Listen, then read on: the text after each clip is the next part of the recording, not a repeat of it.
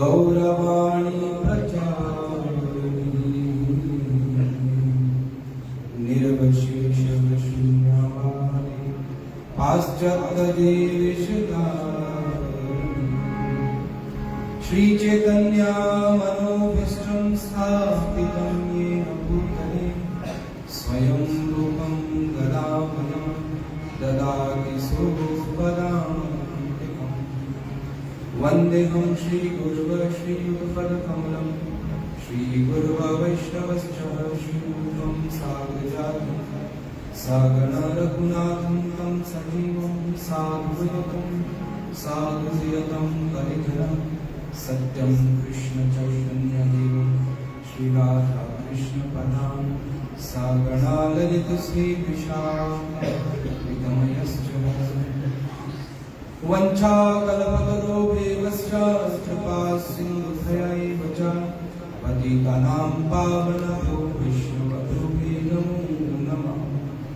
जय श्री कृष्ण चैतन्य प्रभु नित्यानंद श्री अद्वैत गदाधर शिवासादि गौर भक्तवृंद।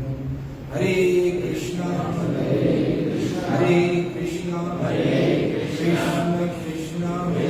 कृष्ण हरे हरे हरे राम हरे राम हरे राम राम राम हरे हरे हरे कृष्णा।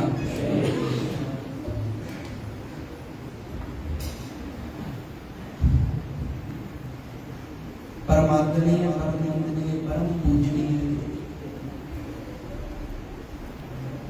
भगवान की भक्ति में अपने जीवन को समर्पण करने वाले,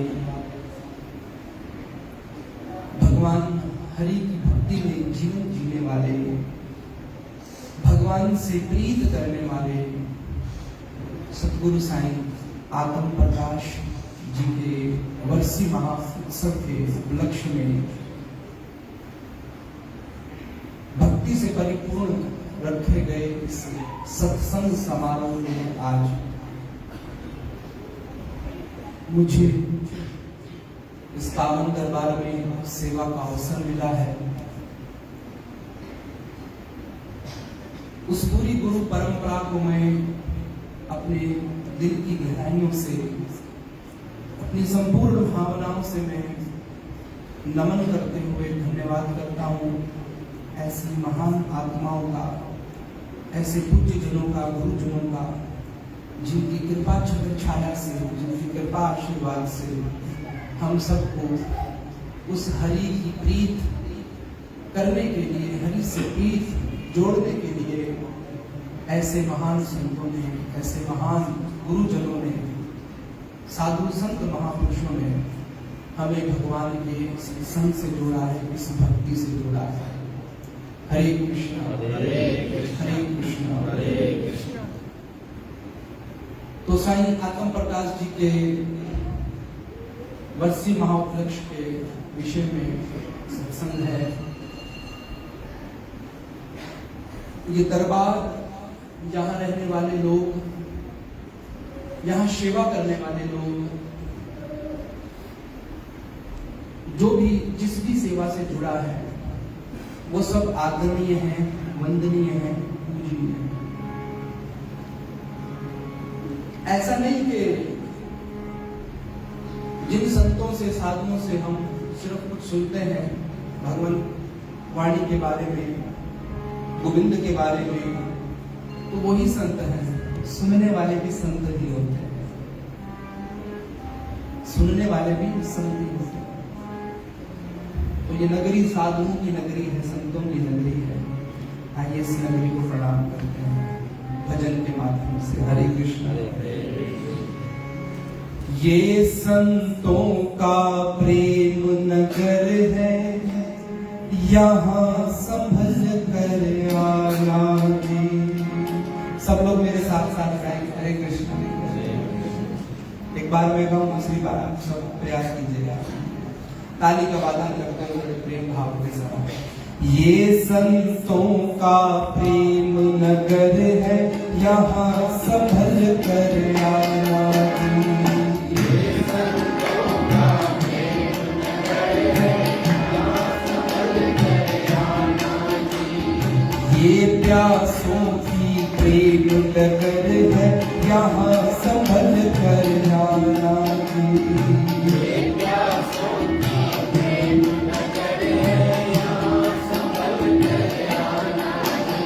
क्योंकि ये जगह वो है, तुम कह रहे हैं संभल के आना जी। यहाँ संभल कर आना ऐसे संतों के महापुरुषों के दर पर, उन दरबारों में बहुत जरूरी है संभल कर आना। क्योंकि इस दर पर आकर जहां की प्रीत होती है वो कोई साधारण प्रीत नहीं है। संभल कर इसलिए ना सोच विचार कराना, क्योंकि ये दरबार जिससे जोड़ेगा ना फिर उसी से जोड़ के रखेगा, फिर किसी और से नहीं। ये संतों का प्रेम नगर है, यहाँ संभल कर जाना। ताली का आवाज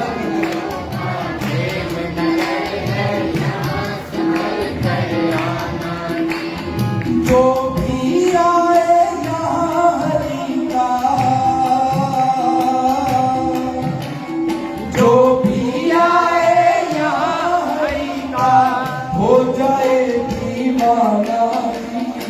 ये संतों का प्रेम नगर है, यहाँ संभल कर आना। ओ संतों का प्रेम नगर है, यहाँ संभल कर आना। जो भी आए यहाँ हरि का, जो भी आए यहाँ हरि का हो जाए दीवाना। ये संतों का प्रेम नगर है, यहाँ संभल कर आना जी। ये संतों का प्रेम नगर है, यहाँ संभल कर आना जी।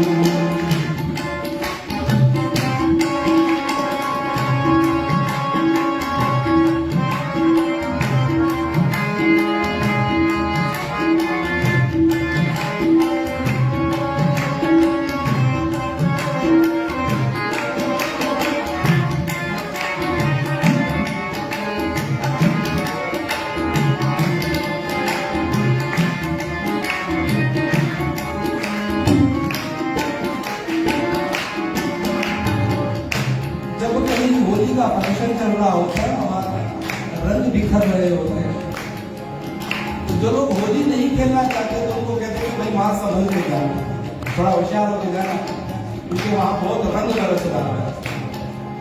तो यहाँ पर भी जो अगर हरि से प्रीत नहीं करना चाहते उनके लिए ये शब्द आया है, क्योंकि होली होती है फागुन के महीने। हरे कृष्ण, अभी कुछ समय पहले होली का अवसर हुआ है, तो इस दरबार में भी रंग बिखर रहा है, लेकिन वो रंग भक्ति का है, प्रेम का है, समर्पण का है, विश्वास का है, श्रद्धा का है। ऐसा बरसे रंग यहाँ पर जन्म जन्म तक मन भीगे। ऐसा बरसे रंग यहाँ पर जन्म जन्म तक मन भीगे। फागुन बिना चुनरिया भीगे, सावन बिना भवन भीगे। फागुन बिना चुनरिया भीगे, सावन बिना भवन भीगे। ऐसी बरखा हुए यहाँ पर, ऐसी बरखा हुए यहाँ पर, बचे न कोई घराना। ये संतों का प्रेम नगर है, यहाँ संभल कर आना। ये संतों का प्रेम नगर है, यहाँ संभल कर आना।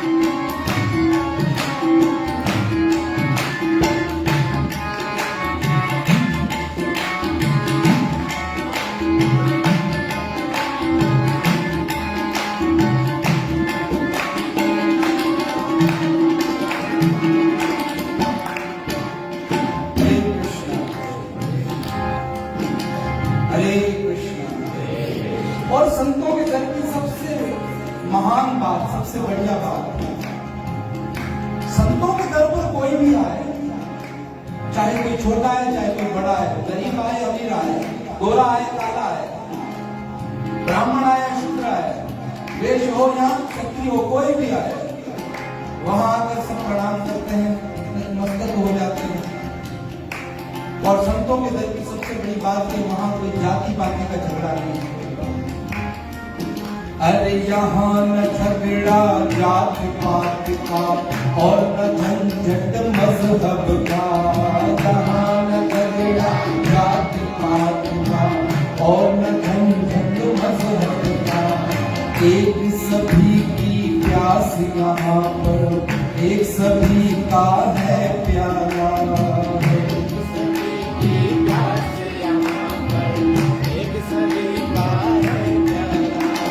यहाँ प्रभु से मिलना हो तो, यहाँ प्रभु से मिलना हो तो पर्दे सभी हटाना जी, ये संतों का प्रेम नगर है, यहाँ संभल कर आना जी, ये संतों का प्रेम नगर है, यहाँ संभल कर आना जी।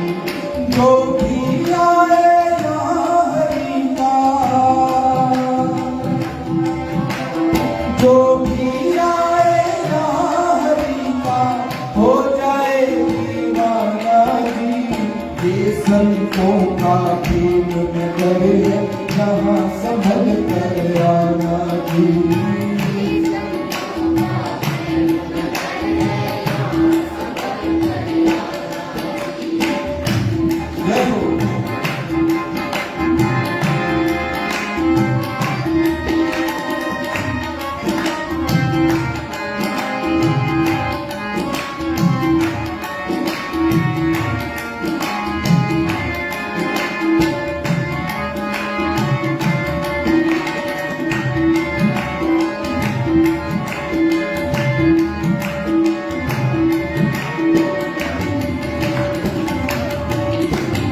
जहाँ द्वैत की सुनी नखुत थी, खुले पता सा पानी में, जहाँ द्वैत की सुनी नखुत थी। संतों के दर पर आकर भीतर का जो द्वेष है, ईर्ष्या है, वो धीरे धीरे सब समाप्त होने लगती है। खुले बताशा पानी में जीवन विनम्र होने लगता है। पहने ताज फकीर घूमते सतगुरु की रजधानी में, पहने ताज फकीर घूमते सतगुरु की रजधानी में, यहाँ नाव में नदियाँ डूबे,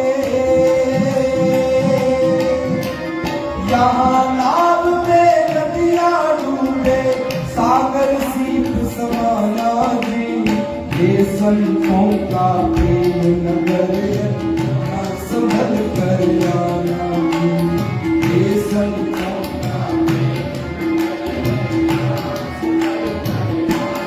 और ऐसे महान संतों के दर पर आने का सबसे बड़ा लाभ क्या?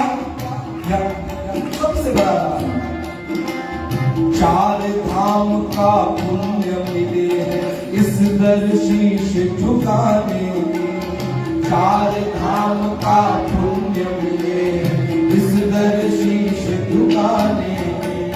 मजा है क्या वह जीने में जो मजा यहाँ मर जाने में, मजा है क्या वह जीने में जो मजा यहाँ मर जाने में। यहाँ हाथ बांध कर मौत खड़ी है, यहाँ हाथ बांध कर मौत खड़ी है, चाहे खुद मर जाना जी, ये संतों का प्रेम नगर है, यहाँ संभल कर आना जी, ये प्यासों की प्रेम नगर है, यहाँ संभल कर आना जी। हरे कृष्ण। ये संतों का प्रेम नगर है, भक्तों का, साधुओं का प्रेम नगर है, जहां हमें बड़ा सोच विचार के आना है कि इस दर जाए और उन संतों के द्वारा यदि हमारी चेतना, हमारा मन अगर हरि में लग जाए तो फिर वही लगा रहेगा। फिर ऐसा ना हो कि दरबार से जाकर घर वापस मन माया में लग जाए। नहीं, यहां आकर के मन फिर मायापति में ही लगा रहेगा। हरे कृष्ण हरे कृष्ण। तो ऐसे महान संत महाजनों को प्रणाम करते हुए आगे चलते हैं कथा में। अभी कुछ समय पहले होली का उत्सव गुजरा है। होली के दिन हमारे वैष्णव समाज में भगवान का एक अपीयरेंस डे भी मनाया जाता है, जिसको हम गौर पूर्णिमा के नाम से जानते हैं। गौर पूर्णिमा भगवान श्री चैतन्य महाप्रभु जो इस कलिकाल के पतित पावन अवतार है, उनका प्राकट्य भी हुआ था गौर पूर्णिमा के दिन, होली के दिन। हरे कृष्णा। चैतन्य महाप्रभु के बारे में यकीनन आपने श्रवण किया होगा। यहाँ दीदी भी कई बार आई है, और भी भक्तों ने शायद आपको बताया होगा। हरे कृष्णा। तो चैतन्य महाप्रभु के बहुत सारे पार्षद हुए हैं। नित्यानंद अद्वैताचार्य गदाधर श्री वास जी, उन्हीं पार्षदों में से दो पार्षद हैं, रूप गोस्वामी और सनातन गोस्वामी। हरे कृष्ण। और रूप गोस्वामी चैतन्य महाप्रभु के बहुत महान भक्त हुए, और जिन्होंने चैतन्य महाप्रभु के साथ मिलकर आज भारत भूमि में हम जिस वृंदावन को जाकर दर्शन करते हैं, उसकी खोज करने में बड़ी सहायता की। हरे कृष्ण। तो उन्हीं चैतन्य महाप्रभु के पार्षद रूप गोस्वामी का एक पावन ग्रंथ है, जिसको उपदेश अमृत के नाम से जाना जाता है। इसमें रूप गोस्वामी ने 11 श्लोक लिखे हैं, टोटल 11। उसी में से एक श्लोक आज लेकर उसी पर हम चर्चा करेंगे। हरे कृष्णा। उपदेश अमृत श्लोक संख्या 5।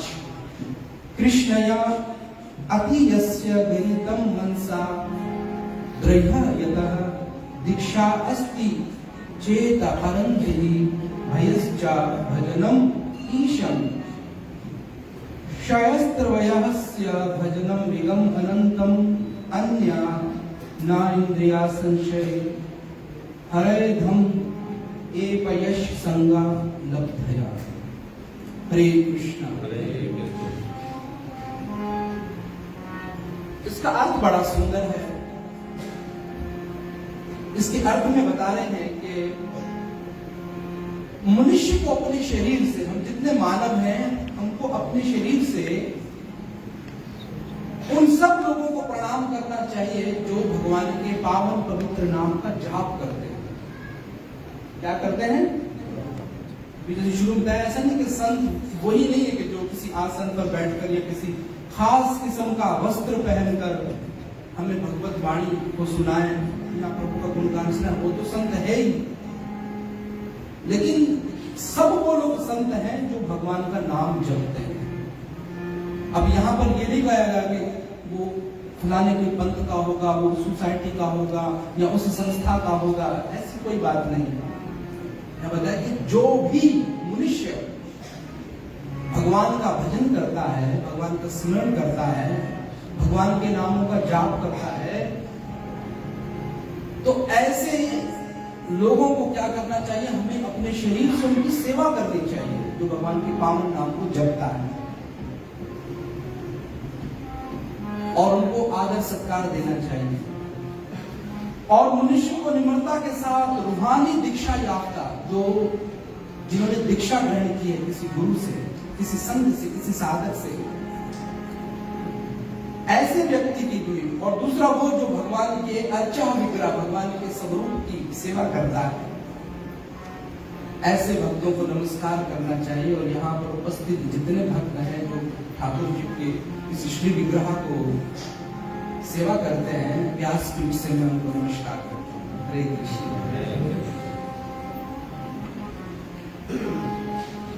और साथ में ये भी बता रहे हैं रूप गोस्वामी, और मनुष्य को शुद्ध भक्तों की संगत करते हुए विनम्रता के साथ हमेशा ऐसे भक्तों में रहकर एक दूसरे की सेवा करनी चाहिए। और जो भगवान की भक्ति की सेवा में लगे हुए हैं बिना भटके, कभी उनके ऊपर तनकीद नहीं करनी चाहिए, क्रिटिसाइज नहीं करना चाहिए, जो भगवान से जुड़े हैं। हरे कृष्ण हरे कृष्ण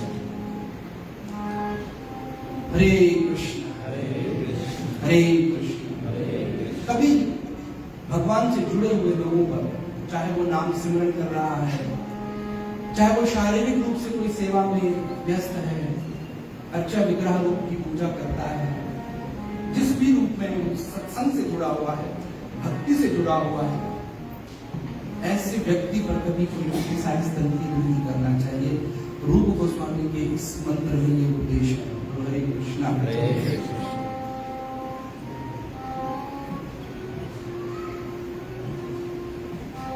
इसी संबंध में एक बहुत प्यारी कथा है,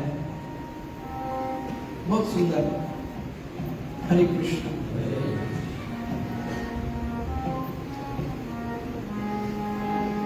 रामचरितमानस में भी गोस्वामी तुलसीदास जी ने बहुत सुंदर ढंग से उसका वर्णन किया है, लेकिन मुझे ये कथा वाल्मीकि रामायण से जो उसका वर्णन है, मुझे पर्सनल उसमें बहुत ज्यादा रस मिलता है। मैं बहुत ज्यादा आनंद में डूबता हूँ जब उस प्रसंग को सुनता हूँ या श्रवण करता हूँ, मुझे बहुत आनंद मिलता है। हरे कृष्ण। वही आनंद आपके साथ भी है आज की सत्संग सभा में। सद्गुरु सनातन प्रकाश की कृपा से, आशीर्वाद से, भगवान की कृपा आशीर्वाद से उस प्रसाद को हम ग्रहण करेंगे। हरे कृष्ण।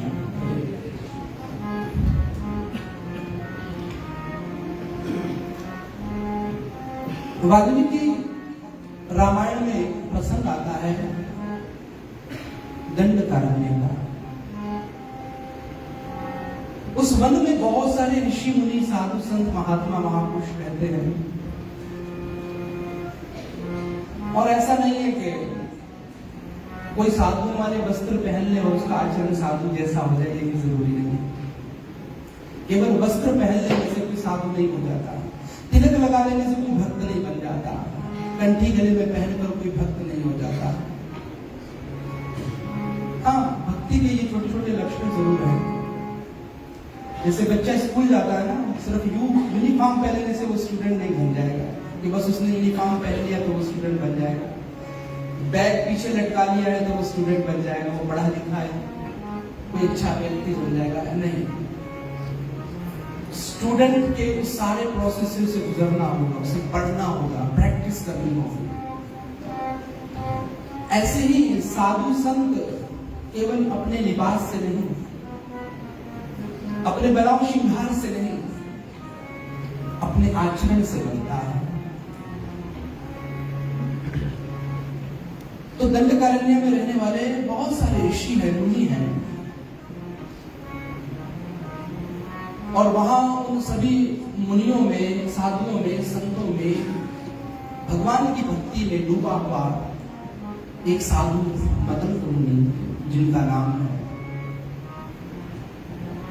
मदन मुनि के साथ और भी बहुत सारे साधु संत रहते हैं, लेकिन जिस प्रकार मदन मुनि भक्ति में डूबा हुआ है, प्रेम में डूबा हुआ है, वो रंग हर किसी पे नहीं चलता। वो रंग तो भगवान की बहुत कृपा हो जाए, किसी सदगुरु का विशेष आशीर्वाद मिल जाए तो संभव है, वरना वो रंग इतनी जल्दी चढ़ता नहीं है उस प्रेम का।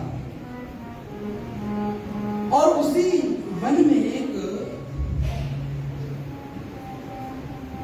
बालिका रहती है, जिसका ना कोई आगे है, ना जिसका कोई पीछे है, ना माँ की खबर, ना पिता का पता। शायद बचपन में ही सब गुजर गए उसके, और उस वन में अकेली रहती है। वन में रहते रहते जब उसने होश संभाला तो उसने इन साधु संत महापुरुषों को ही देखा, और देखते देखते देखते वो युवा होने लगी, जवान होने लगी। तो जवान जब होने लगी तो उसके मन में अनायास स्वयं, सिर्फ उनको देखने से, संत साधुओं को देखने से उसके मन में साधुओं की संतों की सेवा करने का भाव उत्पन्न हो गया। बोलो हरे कृष्ण, जय श्री राम। और वो क्या करती है कि उन साधुओं की चोरी करने लग गई। हरे कृष्ण। लेकिन कोई माल संपत्ति, उनका कोई धन, उनका भोजन चोरी नहीं करती है। मतंग मुनि सन्यासी हैं, साधु हैं, संत हैं, भक्त हैं, प्रभु प्रेमी हैं। वो अपने लिए स्वयं काम करते हैं। सुबह भोर होने से पहले अपनी जरूरत के मुताबिक वन से लकड़ियां तोड़कर लाते हैं, कंदमूल इकट्ठे करके लाते हैं, आश्रम की सफाई स्वयं करते हैं। तो इस स्त्री ने, इस नारी ने वो सेवा चोरी कर ली। मतंग मुनि के उठने से पहले वो वन से लकड़ियां इकट्ठी करके उनके आश्रम के बाहर रख देती है, चोरी छुपे।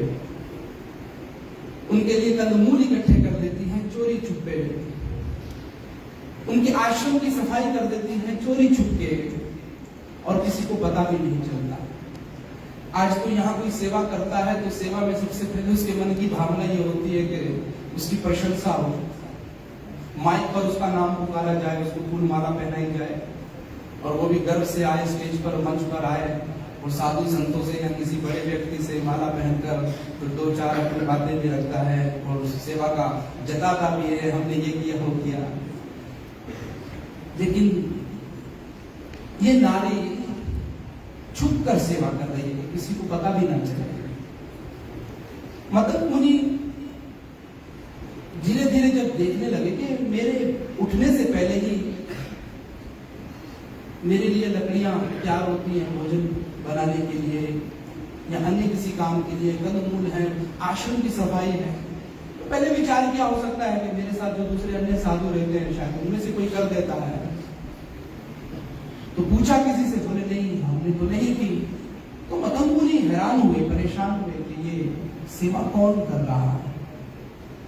तो एक दिन छुपकर मतंग मुनि ने देखा, तो देखा है कि ये नारी आती है जो दीनहीन है, फटे पुराने जिसके वस्त्र हैं, भोली भाली सी है, ना समझ सी है, सीधी सादी सी है।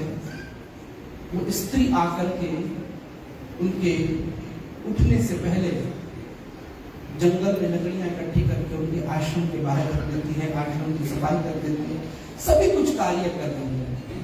तो मतंग मुनि ने एक दिन छुप करके देखा, और जैसे ही वो सेवा करके जाने लगी तो मतंग मुनि ने आवाज लगाई, हे बालिका इधर आ।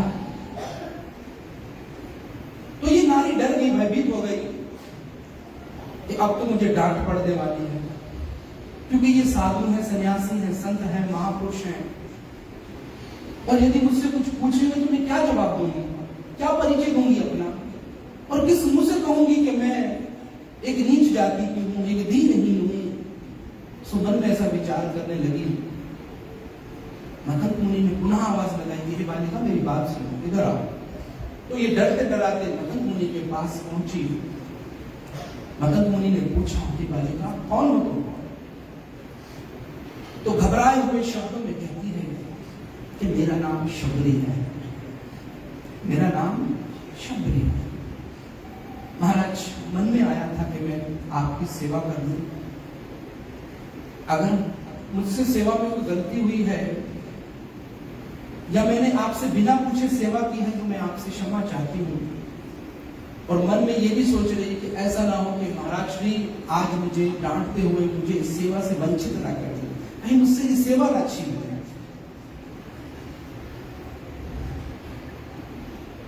मतंग मुनि ने उस बालिका के सर पर अपने स्नेह का हाथ रखा और हाथ रखकर बड़े सरल और मुस्कुराते हुए शब्दों में शबरी से कहा, हे शबरी, तू क्या चाहती है? ये सेवा करना चाहती है? बोले, हाँ गुरुवर, मैं ये सेवा करना चाहती हूँ। इतने में उसी मन में रहने वाले अन्य साधु भी आ गए और उन्हीं के बीचों बीच देखते देखते मतंग मुनि ने शबरी को अपने शिष्य के रूप में स्वीकार कर लिया।